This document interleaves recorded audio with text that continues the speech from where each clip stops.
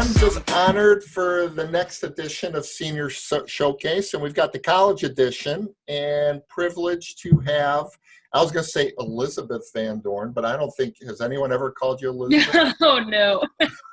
Lizzie Van Doorn. I never get called Elizabeth. Hello.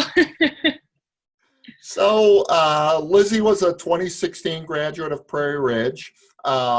She normally would have been graduating here in 2020, but she just overachieved and blew everything out of the way. She'll talk about that. And plus, based on the field she's going into, she's done a lot of kind of volunteering and community service stuff as well here. So Lizzie, why don't after you left PR, why don't you tell us what you've done, and then we'll kind of go into stuff if you don't mind. Yeah. Okay. So I went to Clemson University, which, you know, will always be the best school in the nation to me. My major was psychology, and I minored in life sciences. My first year, I really didn't know what I wanted to do. I was like, oh, I just like psychology. I'll do that. Okay. I hope it's not my Wi-Fi. It's brand new. Oh, that's right. So I was thinking about getting my PhD, and then I sat in with a lot of my professors and realized I didn't want to get my PhD.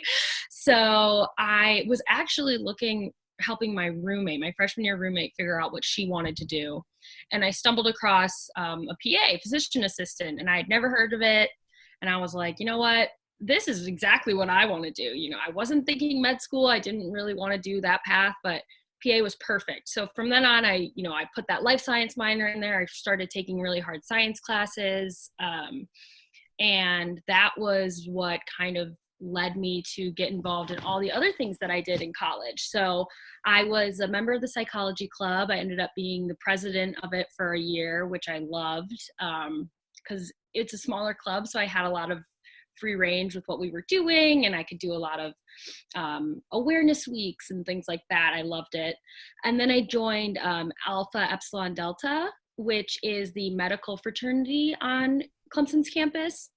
And that was really great because they had a lot of doctors and PAs and OTs and people come in and talk with us about their journey to their pre-professional health school, whatever they may have done, what they've done with their career, and became really good resources for us. And they would also do fun little clinics, like we learned how to suture. They had the Army come in and they would give us little like frozen pig's feet and teach us how to do sutures. That was really cool. So I liked being a part of that. Unfortunately, I joined a little too late, so I couldn't hold any office positions. I really wanted to do some sort of elective position there, but since I graduated early, then it just didn't work out. But I still loved being a part of it, and I had made really good friends. And I also worked a ton in college. I got my CNA over the summer going into my sophomore year, and I worked as a nursing assistant for the past 3.5 years at a nursing home in Clemson, and I loved it. I mean, I spent so much time there. It's crazy, but the residents were some of the most amazing people I've ever met. I heard stories of these people's lives, things that you would never hear about.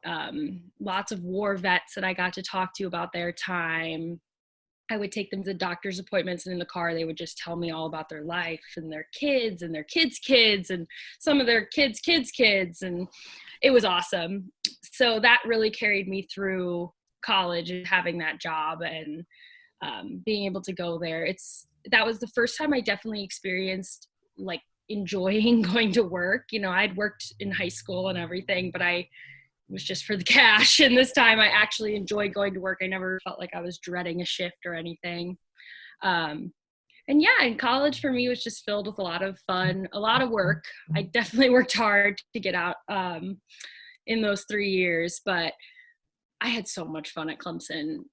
The football atmosphere is amazing. I made the best friends. I have awesome teachers and professors that I worked with. I actually worked in an anatomy lab for many semesters, and once I graduated, that actually became my full-time job. So that last year, I call it like my victory lap because I wasn't in school, but I was still in Clemson and hanging out with all my friends and just working in the lab. actually teaching other undergraduates. So felt like I was really involved still, and I loved it. I wouldn't change those 4 years for absolutely anything. That's awesome. So first, so when you graduated, well, while you were going through the process at Prairie Ridge as a junior, what were Hmm. some of the other universities you looked at, and what ultimately caused you to go, no, I'm heading to South Carolina? Well, I went to Mrs. Steiner, who is a godsend and the best woman I know. And I said, I have no idea where I want to go. Um, but I'm thinking I want to go somewhere down south, maybe change of scenery. So I applied to UNC Chapel Hill, Alabama, Clemson, and then I picked just a couple in the Midwest just in case I, got cold feet about moving. So I applied to Iowa, and Indiana. And um, I went to visit, my dad and I took like a little tour of the South, and we visited Chapel Hill and Duke and Clemson. And it's funny because I had never heard of Clemson, never heard of the school, nothing. And Mrs. Steiner, when she's telling me all these schools to look at, she's like, oh, but you have to look at Clemson. And I was like, Clemson, what is that? And her daughter actually played volleyball at Clemson. So they're Wow. huge. Yeah, they're huge Clemson fans. And she was like, please promise me you'll go look at it. And I was like, okay, I'll go look, whatever. And I fell in love. I mean, I think my dad probably fell in love first. He was like, this is the coolest school in the world. Like, he was loving it. And I was really stuck after a while between Iowa and Clemson. And I think there was always that part of me that was like, oh, I'm going to be really far away. It's going to be hard to get home. All those things that factor in. I didn't know anyone going there. And ultimately, I was like, you know what? Worst case scenario, I hate it and I leave, but I just don't see that happening. And so I threw Iowa out the window, and I was like, I'm just going to commit. I'm going to do it. I've always wanted to go somewhere far away and like have my own experience. And I made the right choice. I can definitely say I made the right choice. And I knew that within a couple weeks of being there. Awesome. So why don't you tell us first about the social aspect? So obviously you come on campus, I guess football season starts right away, right? Yeah. Were you just asking because were you involved in Greek life or not? Or I was not. So I did rush right when I got there. And I got into a sorority. I was in it for maybe 2 weeks. And then I realized, I just don't think that was for me. And I was lucky because Clemson, a lot of people think since it's a big Southern school that Greek life is everything, but Clemson's not really like that. So for me, not being involved in a sorority wasn't really a big deal. There was so many other ways to get involved and ways to meet people. All of my friends were in sororities, but it's funny because they were all in different ones. So I think that honestly speaks to the nature of Clemson's Greek life, is that it's not, the end all be all, which is nice. And yeah, I don't regret my decision to step out of Greek life or anything like that. I still have friends from when I was in it a couple weeks, but yeah, I think it gave me more time to be involved in other things that I may not have had the time to before if I had stayed with it. great. So tell us about kind of your involvement in diving in then that first semester. So first semester, I was overwhelmed with the opportunities that Clemson gave students to be involved. They have this thing in the beginning of the year called, I think it's called Tiger Prowl. I don't know, I haven't gone since freshman year, but you just walk through the stadium, you have all of these booths set up with the different activities and social things you can get involved with. I think I gave my email to like 4,000 different people that day. But that is actually how I came to find Psychology Club, which was the first social kind of activity thing I got involved with. And I loved it. And that's how I ended up getting so involved to become the president, because I just thought this is a club where everyone was really different. People with psychology majors I found are just really different. Everyone's doing it for a different reason, it seems. And that was something I really enjoyed. So that was a big first step for me, is doing that without any of my safety net of friends. because I did meet all of my best friends. I was lucky. They all lived in my dorm. I mean, I don't think that happens to people a lot, but everyone lived on my hall, and those became my very best friends. Still to this day, the girl who lived across the hall from me is my best friend. So that was lucky. But through Psychology Club, I started forming connections with other clubs just through, if we were having a speaker come or something like that. And that's how I found Alpha Epsilon Delta, the medical fraternity I got involved in. So it kind of, for me, seemed like a natural web that formed. Yeah. And I really enjoyed getting to know all the different people I did, even if they didn't become my very best friend or I wouldn't go out with them all the time. It was still someone to grab lunch with or study with or something like that, that I really thought was cool. And everyone at Clemson, it seems, there's this whole idea of the Clemson family, and it's so true. If you meet someone who went to Clemson or who goes there, they're automatically going to be someone you could go to with something. You could have lunch with, you could sit down with, and you really, really feel that as an undergrad because everyone is in it together, it seems like. And so you meet someone and they're going to be someone you can go back to, which is great. And that's what I really enjoyed about the different clubs I joined. Awesome. What's the enrollment at Clemson approximately? It's grown crazily since I started, but it's about 18,000, I think, right now. So it's still on a little smaller side. It's not on that huge university side. Exactly. And I think a lot of people think it's going to be really big like that because of the football program. And that was another thing that drew me to it. I do love the big schools, all of that. That's what I wanted. But Clemson just feels a little bit smaller. It still has the big school aspect where you have all of the fun football and you don't have to see the same people every single day, but it does feel you can make it as small or as big as you want it to be. Is it a walkable campus? How did you manage that part?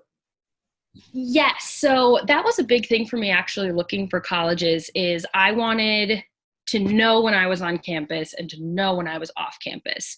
Somewhere like Madison, which I love Madison, it felt a little too big for me because it's interspersed with the city. Yeah. But Clemson, the campus has a clear perimeter. You're on campus and you are, or you're off campus. And it's small. So you could walk from one end from the football stadium all the way to the other end in 15 minutes maybe. And that was something I really enjoyed because I didn't need a car my first 2 years until I moved farther off campus. And I could walk everywhere. If I had a friend studying across campus, I could just text them and say, hey, I'm on my way, and be there in 10 minutes. And that was really great. The accessibility on the campus is awesome. Great. Now, so then let's jump into people want to know, okay, obviously football, a lot of success, a lot of fun. Tell us about football weekends on campus. Oh my gosh. It's like indescribable almost. And I know you get some of that with Miko and being at Alabama and all that stuff, but it is this small little town of Clemson, which is tiny, explodes on those days. There's people everywhere. The street downtown is shut down. Everyone's in their orange and purple. Everyone is friendly. I mean, you could walk past a tailgate and someone will say, hey, how you doing? Come have a beer. It's just amazing. And that is some of my best memories are football games and traveling. I feel like I traveled so much in college just because of football and going to away games or going to playoff games or national championships, things like that. Opportunities I wouldn't normally get, all because that's what everyone wanted to do. And it's so fun to see how into it people get, especially me. I do enjoy sports, but I've always been kind of a baseball girl, growing up with my dad and brother playing. And I liked football. I never really was super into it. And then I went to Clemson and now I live and breathe college football. That's one of my favorite things, on the weekends in the fall, I'll always have something to do because college football will be on. And What are those logos over your right shoulder there? Oh, so the top one there is our 2016 national championship We flag. won't talk about that one. Yeah, no. The middle one just says "Go Tigers," and the bottom one there is our 2018 national championship. We don't want to talk flag. about that one either. Oh, I love them. They're my favorite. That's awesome. And for those that don't know, they beat Alabama both of those years, so that's why I say that. So, all right. So the tailgates were a blast. Now you said you got to travel to some other campuses. Where'd you take the Tigers on the road? Where did you go? So the big games were always the state championship games. So the USC Columbia games, those were always fun. So they alternate if they were at Clemson or Columbia. Going to Columbia was always interesting. It's very different from Clemson, but those were always really fun games, mostly because we dominate, but also just because I have a lot of friends from school who went to high school with people at USC, and so I got to meet a lot of them, and it was always a good time. I actually went to New Orleans this year for the national championship.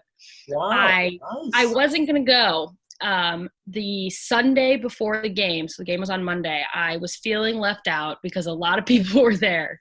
And I got on my computer and I Googled one-way ticket to New Orleans, bought it, flew out that Monday morning, stayed the night with my friend, and drove back with them the next day because I was like, I have to go.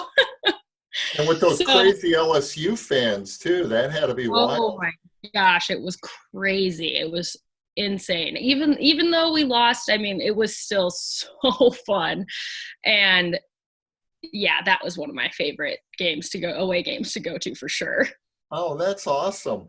So outside of football, what were some of the fun activities, the ones where you could just unwind and have a good time? And feel free to name specific places, because there might be people that know. So what were and especially when your junior year and beyond, because then the whole town was open up to you then. I mean, where were some of the cool spots? So Clemson is an awesome location because it's on a lake and it's right in the foothills of the mountains. So there's a ton to do. Going to Y Beach, this little like on-campus beach, and just sitting by the lake, and we can rent kayaks there and things like that. My friends and I would do that, and I loved that. Going just downtown. So Clemson, like I said, is really small. So it has pretty much one street that is our downtown area, and all the bars and restaurants are on that street. They all have outdoor seating. So, me and my friends, this one restaurant, Loose Change, is our absolute favorite. We go there for lunch. Me and two of my best friends would go there for lunch every single Tuesday because it's just so good. And they had Tequila Tuesday, so we would get our $2 margaritas and tacos and just hang out, and they have the windows open, and the weather's always so awesome. Sure.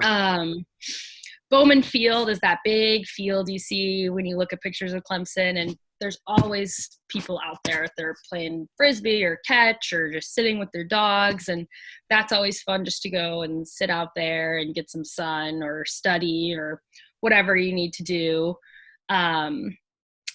The lakes are beautiful. I mean, we have a lot of lakes around here, but the lakes down there, it's something different. And I actually had a really good family friend from Crystal Lake move onto Lake Kiowee, which is like 30 minutes from campus. So we would spend a lot of time going out there and going on the boat and the jet skis, and that was always great.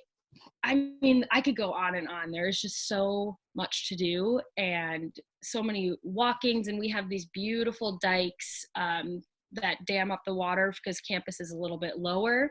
Yep. And people run on there or bring their dogs, and we would go for a lot of walks on the dikes, and you can watch the rowers from there, and they go through all the time.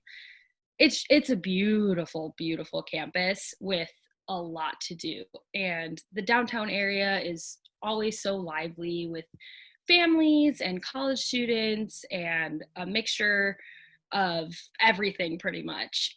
Really good food. The only thing is it's a lot of the same type of food, but it's good. You got used to Southern food fast? Oh yeah, real fast. I'm gonna be missing my barbecue, missing my grits, Yeah, things like that. and Carolina barbecue is a little different, right? Yeah, it is a little bit different. Describe that. It's tangy is the word I would use. I don't know.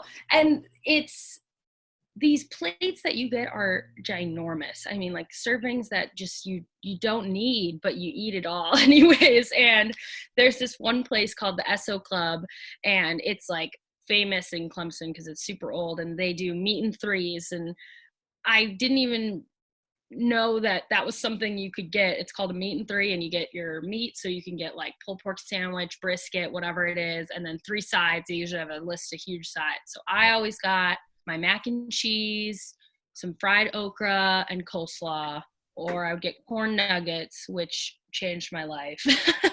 You're, So you're killing me, Lizzie. It's I know. lunchtime now, and I'll drive anywhere for good barbecue. Wow. Yeah. And there's this other place, they have something that I always get. It's called the Double Decker. And it's like big piece of Texas toast. They put brisket on it, and then they pile it with pulled pork. Oh, it's unreal. Wow. So with all that fun and all those distractions, right? Mm-hmm. How did you manage that balance between hitting the books, doing what you needed to do, and enjoying yourself? I mean, what did you put in place to kind of be able to manage that? There was definitely times when that was hard, but I always had this little mantra in my head, like I'm here for school that first, that is why I came here. That's the reason I moved to Clemson, is to be in school. So school comes first. And thinking about it like that definitely changed my mindset on things. And it also was just a lot more rewarding, for me at least, when I had finished all my work and then could go have fun. I always struggled with, if I was going out or doing something and I knew I had other things to do, it wasn't as fun, because those were kind of weighing in the back of my head. Yeah. I'm sure a lot of people don't feel that way, but I'm a little bit of a freak about school. So that definitely helped me steer myself. And once I set these really big goals for myself, PA school is extremely competitive, and I knew that, and I knew I needed to get good grades. It just came down to that. I needed to do it. And so I'm very goal driven and motivated in that sense. And so anytime I kind of felt myself slacking a little, I would just say, like, you just got to get through this, you just got to do it, and then you can go have fun. And I tried to balance it that way, where I would give myself little rewards. So I get something done, and then I have a reward of going out with my friends or going to lunch or doing whatever. And that helped me a lot. But there were definitely some days I had to say no to people and remind myself that I just need to get this done, and there'll be another night to go out, and there'll be plenty of fun in the future. And another thing I think that really helped is I knew I was going to have that year off. I had already set in mind that I was going to graduate early, whether that was December or, a year early, as I ended up doing. And I was like, I'm not leaving Clemson before my 4 years are up. That's not happening. So I'm going to have time where I'm not in school and I can just blow everything off and go out and do it. So that was definitely a motivator as well. I'm very future focused. So tell us, for people who don't realize, how did you get to the point where you were able to graduate early? So at first, I came in with a lot of AP credit. AP classes, I think, are awesome. I'd recommend anyone to take them, and take as many as you can that you're comfortable with. And not only do the teachers at PR who teach them, they're so fun. They're like the best teachers I had were all my AP teachers. But they really do prepare you to get the credit that you need, and they make it worth it. And when I say it's worth it, it is worth it. So I came in at least a semester ahead because of my AP credit. So that was huge. And then going forward, honestly, it did come down to a lot of financials. It was getting pretty expensive for me to be there. I had a ton of scholarships, but you know how college is these days. It's not cheap. And I knew I was going to be going on to grad school and taking out more loans because of it. So I started looking at my schedule and wondering, okay, how can I make this doable, first of all, and save myself some money in the long run? And it honestly just came down to adding a class every semester. So I was taking some pretty heavy course loads, but I made sure that I had those filler type classes. So I was involved in what's called creative inquiry. And it's basically you do research under a professor and you get course credit for it. So those were good fillers because I was getting these extra credits, but it just felt kind of like an extracurricular because I was doing research and things like that. And I ended up getting published out of that. So those were great. I also was Don't involved. gloss over that. Let's hear about you being published. So I was published. I worked with a really, really well-known professor, Dr. Bruce King. He kind of is revolutionizing teaching human sexuality in the South, pretty much. So he teaches the largest enrolled course at Clemson. It is human sexuality course, and it's all just about the different aspects. It's basically like glorified sex ed, because a lot of these kids, they don't, especially in the South, they don't get sex education. It's, abstinence only education, things like that. So since it is the highest enrolled course on Clemson's campus, we researched basically as to like why people were enrolling in this course. And then we also did like another side of it, and we looked at seniors who hadn't taken the course, and we asked them, why didn't you? And we just wanted to see if there was any specific reason, if it was because they were lacking this sex education in high school. And we did find a couple of interesting quantitative variables here and there that showed things, but the most interesting part about it was the qualitative answers.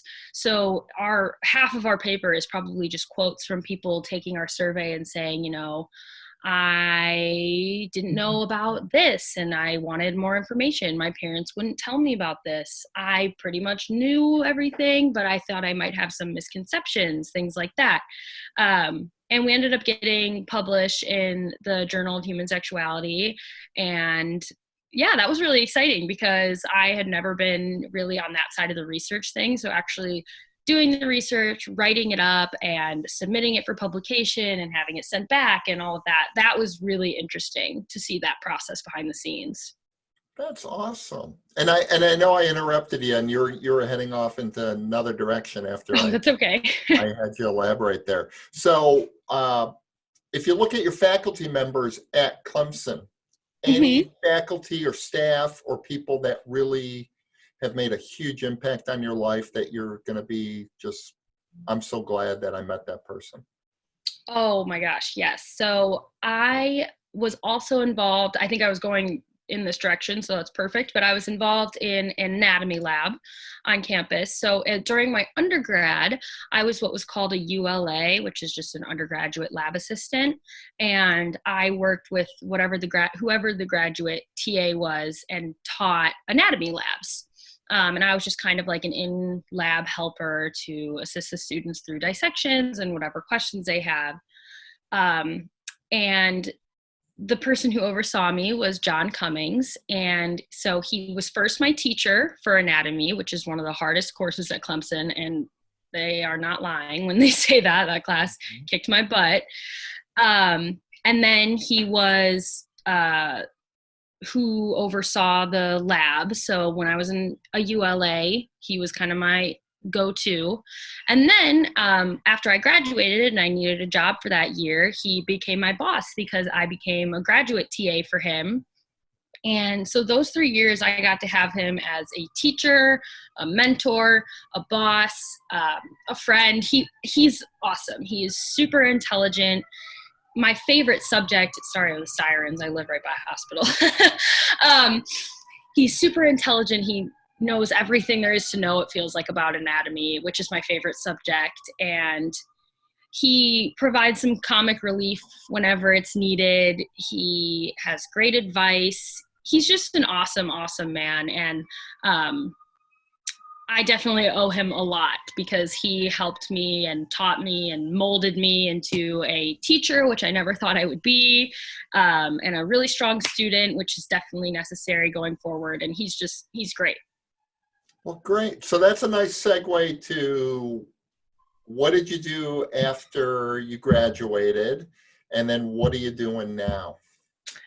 Okay, so after I graduated May in 2019, and that was weird because none of my other friends are graduating except for one other girl who graduated a year early with me.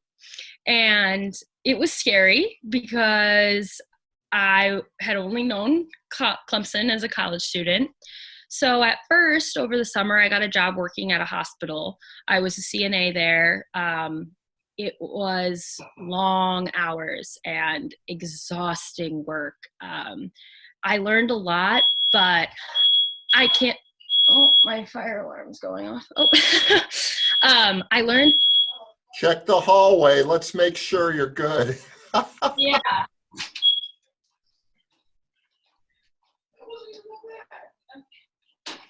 It's good. All right. It's bacon.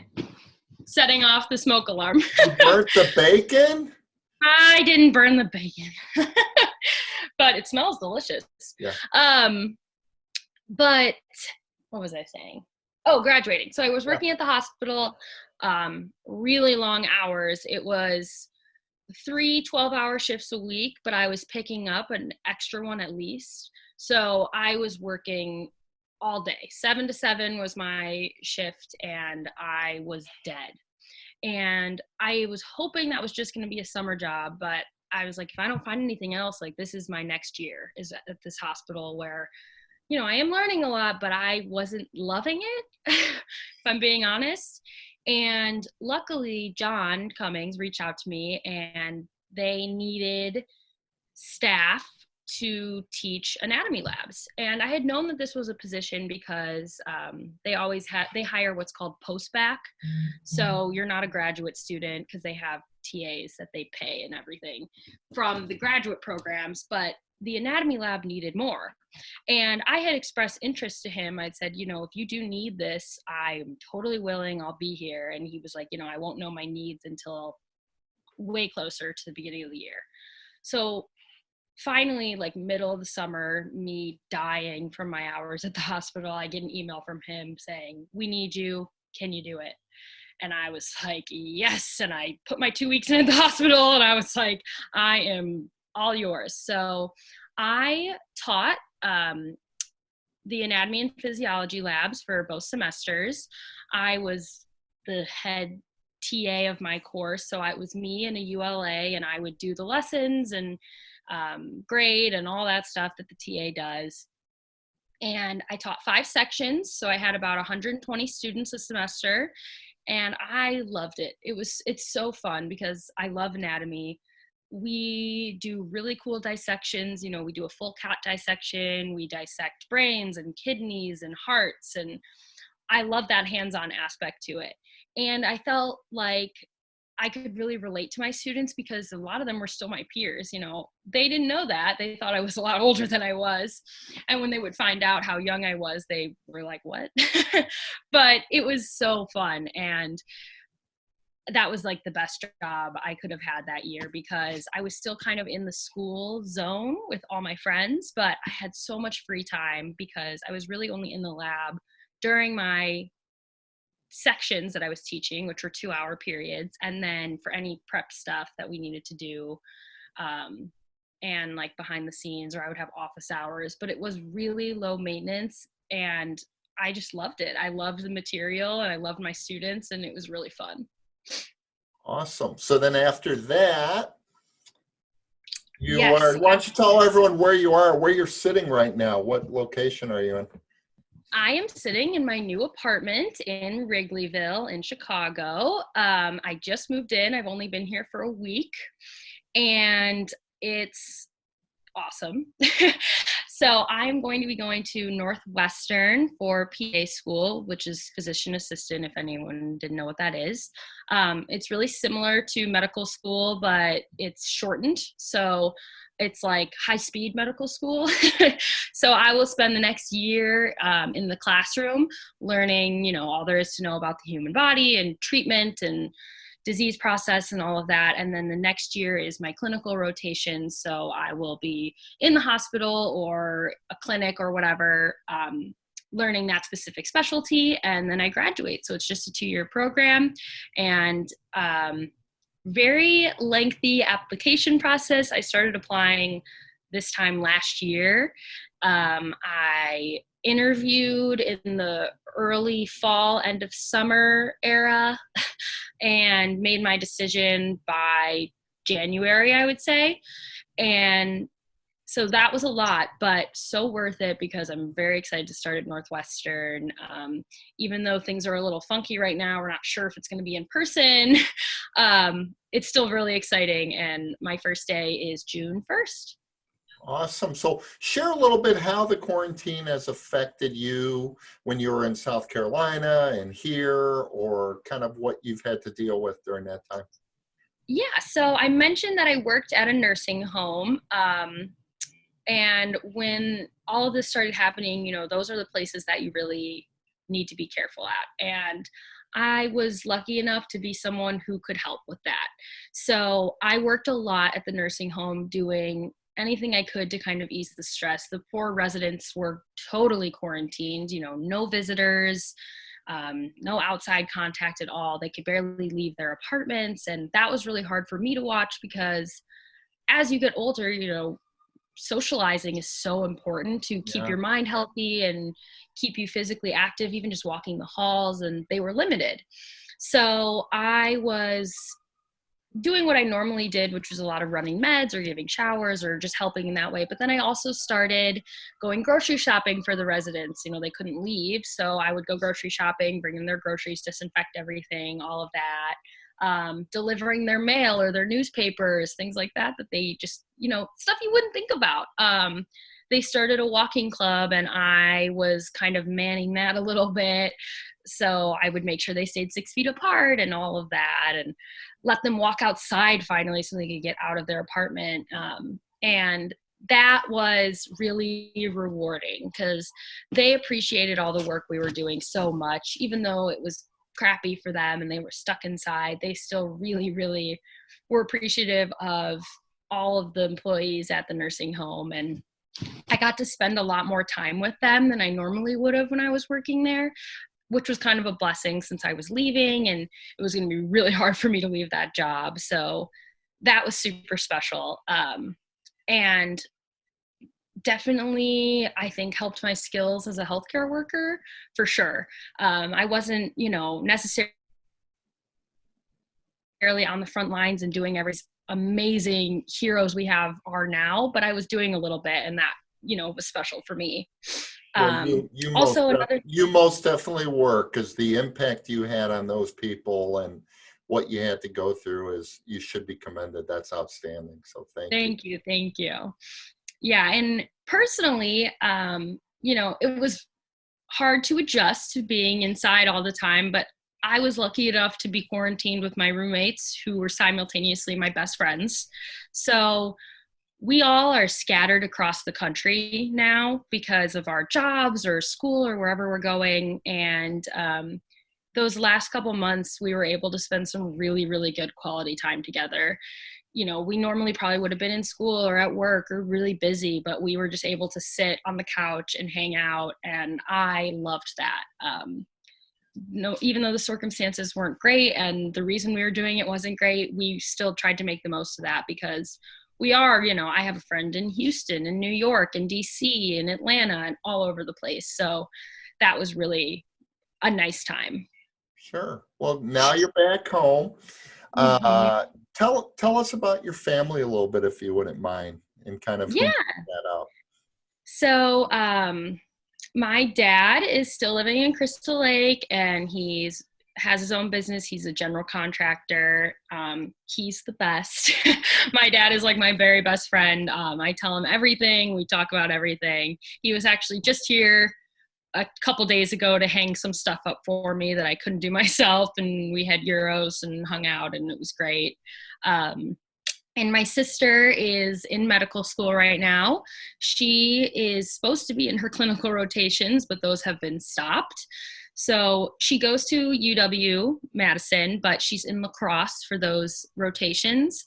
So she's living in lacrosse, doing online school as much as you can for medical school, really enjoying that.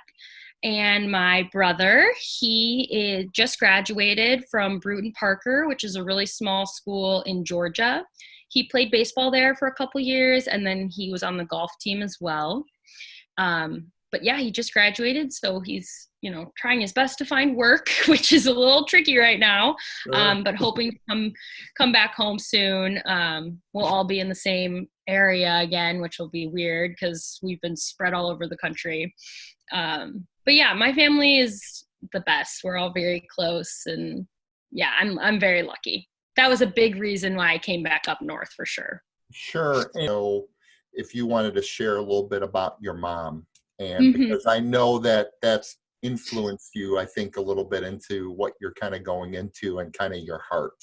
So I thought it would be a cool opportunity for you to share about that, if you don't mind.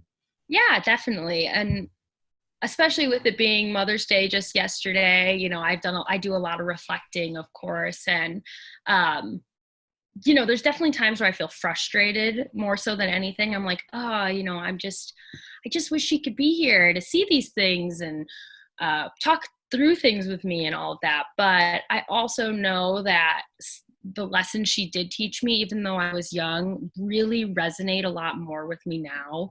And that's something really special that I'll always have. And I was lucky enough that, when my mom was sick, she wrote letters and have those given to us at different times in our life. So, I got a letter when I graduated high school, and I'll probably get one sometime in the future. And those are really special to me because it's like, even though she's not here, I'm still getting something from her, and it's relevant, because it is what's going on in my life. And she was such an amazing woman to think of those things for her kids and give us that little something to look forward to in life and have from her. She was an amazing role model, and I'm lucky that I'm still really, really good friends with some of her friends, and they can tell me stories. And now that I'm older, things, are more relatable, and I do love that. It can be hard, and like I said, frustrating. That's definitely the word that sticks with me when I think about it, because I'm like, it's just, I'm never going to have that. It feels like a piece of me will always be missing. But I can fill that with the memories and her words that she's written. And she's just a special woman. And I know that her impact has spread really, really far, not just with my family, but with everyone that she knew and touched. And that is really motivating for me. Do you mind sharing what happened with your mom for people that may not know? Yeah, of course. So when I was 11, she was diagnosed with ALS. For those of you who don't know, that's Lou Gehrig's. It's a neurodegenerative disease that pretty much just eats away at you. And that was really hard, especially because my mom was such an active woman. She played tennis and she would go on her walks, and she just loved to be out and about. But it just really is debilitating. And by the time I was 12, so I think it was my 7th grade year when I was, in February of my 7th grade year, my mom passed away from ALS. And of course that was life-changing, but I've really, really grown and learned. And I think I've had to mature a lot faster than many of my peers, which can be a blessing and a curse, because I can, see other people doing things that, their parents are doing things for them that I've always done for myself. And I'm like, come on, just do it. And I've definitely had some other hardships to deal with because of that. But I know that that's made me a lot stronger, a lot more independent, and just a hard worker, because I know that like you only get a certain amount of time and you got to fill it with everything that you possibly can. And so it's given me a whole new outlook on life. And I miss her every day, but I know that the only way to go forward from here is to take as much positive as I can from it. No, I appreciate you sharing that, because I know the impact she had on you, and Mhm. obviously she's obviously extremely proud of you and where you've Thank head. you. So thank you for sharing that. Of course. Um, Looking back on Prairie Ridge now and your Yeah. time there, tell us about how you felt Prairie Ridge prepared you for kind of what you've gone through now the last 4 years. Prairie Ridge, I think I realized it a lot just talking to all my friends in college about their high school experience. I went to an incredible high school. I mean, the staff cared so much and were so invested in us that alone gave me so much confidence in myself and my abilities as a student going forward. I couldn't thank them enough for that. The resources we had, things we were able to get our hands on in school. I mean, it's a wonderful, wonderful high school. And I still feel like the teachers I have motivate me in different ways. Specifically, I always think back, I was in BC Calc, which was the hardest class. It was so hard. But I had Mrs. Orsi, and she kicked our butt. But I think that class is how I knew how to study in college. And then I have teachers like Mr. Wadlington, or Wads. He was my AP Psych teacher, and he taught me how to think like a college student. I can have discussions and think through answers and process things a lot more efficiently and just better in general. And I had coaches, for POMs. I had Miss Tyler, Christy Tyler. Well, she's married now, so different last name. And I think she's at Central these days. But, she taught me hard work and gave me confidence as a leader for the team. And I could go on and on and on about all of these wonderful people that did so much for me personally and for my class and for everyone else. And it's hard to find that these days, for sure. In a high school, education is so important, but we're also taking the garbage out.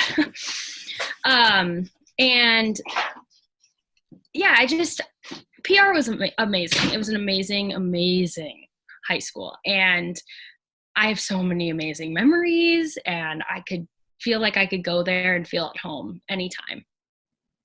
That's awesome. Now, with that being said, what would be a couple pieces of advice that you would have for someone in their junior or senior year thinking about college, or as they transition to college, things to keep in mind and to work on? Well, for those looking at colleges, I think my biggest thing would be go with your gut. If something feels right, it's probably right.